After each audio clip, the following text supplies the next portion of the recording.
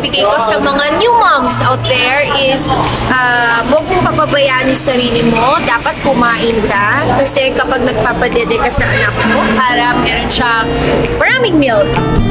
For me, dapat nasa tiyan pa lang yung baby mo or nagpe-prepare ka pa lang na magkaroon ng baby. Kumausap ka ng mga mommies, di ba? Kumausap ka ng mga mommies, ano yung mga experience nila. Pero hindi, actually dapat maraming mommies yung makausap mo kasi iba-iba yung nararanasan. May iba maselan, may iba okay naman, may iba happy lang, di ba? May iba sobrang parang bed rest. Yun, so para aware ka, tapos pwede ka din magbasa ng books or online, di ba? About dun sa pregnancy or pag new mom ka.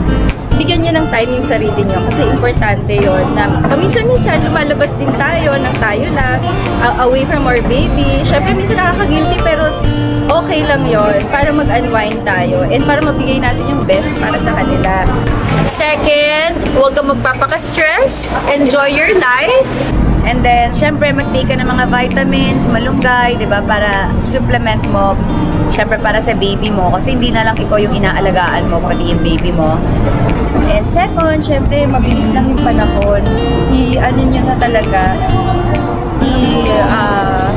Spend time with your baby talaga. Kasi may makikita mo, baby pa lang sila. Mamaya, alaki na. Like yung panganay ko, 4 years old na siya ngayon.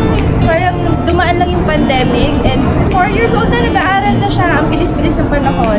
And third, mahalin mo yung baby. Yun, i-enjoy mo yung paglaro. Wala na, maging happy ka na lang. Antayin mo na lang yung baby kasi ang saya-saya magka-baby, di ba? And third, syempre, spend time with your partner. Importante yun. Kasi minsan, nakakalimutan na natin na bilang, syempre, nanay tayo, inaalagaan natin yung mga anak natin. Yung lahat ng oras natin na pupunta sa kanila, nakakalimutan naman natin na meron tayong asawa na dapat priority natin. So, yun.